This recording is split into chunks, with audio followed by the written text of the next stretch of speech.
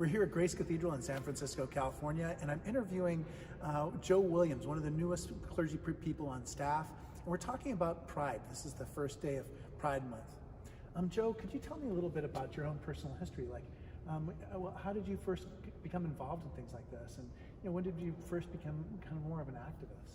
Sure. It was actually an undergrad in college. I came out to friends, not family yet. But we went to Pride. We had a small Pride in the park, and it was just a great time. It was families were there. We had shows. We had music. We had all the things. You got to meet new people and hang out with your friends. So it was a really good time. It was a lot of community.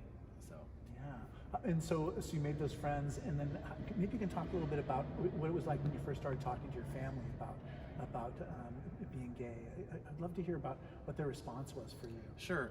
Actually, I came out. My sister was there, who is also queer. So did she come up before you? She did not. She did not. I had to lead the way for that one. That's good. So, but yeah, they were very, very supportive, and they always have been. So they'll march with the rainbow flag themselves if they need to. So they're really great allies. Yeah, that's super. And maybe you can talk too about your experience of being gay in the church, and just what makes churches more welcoming and what makes churches more difficult to deal with. Sure. I think just welcoming people where they are on their journey is very important.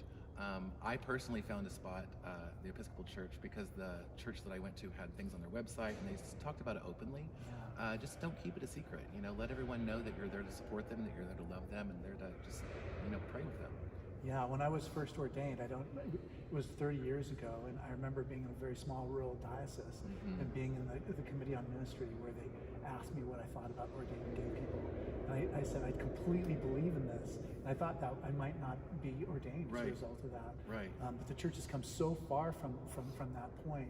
What do you see as some of the changes just having come out of seminary recently? How is the church adjusting to being a more inclusive place? I think it's adjusting as well as it can. Nothing's going to happen overnight. There are some, especially where I'm from in Oklahoma, there were some smaller parishes that really weren't supportive of it. Yeah. But for the most part, I think the church is coming along well.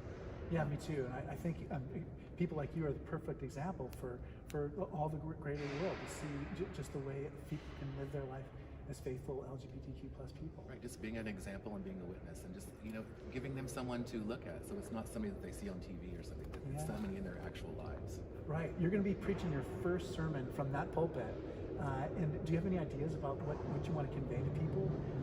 Because you're kind of wrapping up our Pride Month. I am. I really just want everyone to know that they're loved. That they're loved and they're welcomed, and we are here for you. We're here to pray with you, and we're here to just be with you. So. Oh, I'm so grateful for you, Joe. You're such a gift to us. Thank you. My name is Malcolm Clemens Young. I'm the Dean of Grace Cathedral in San Francisco, California. Thanks for watching More Good News.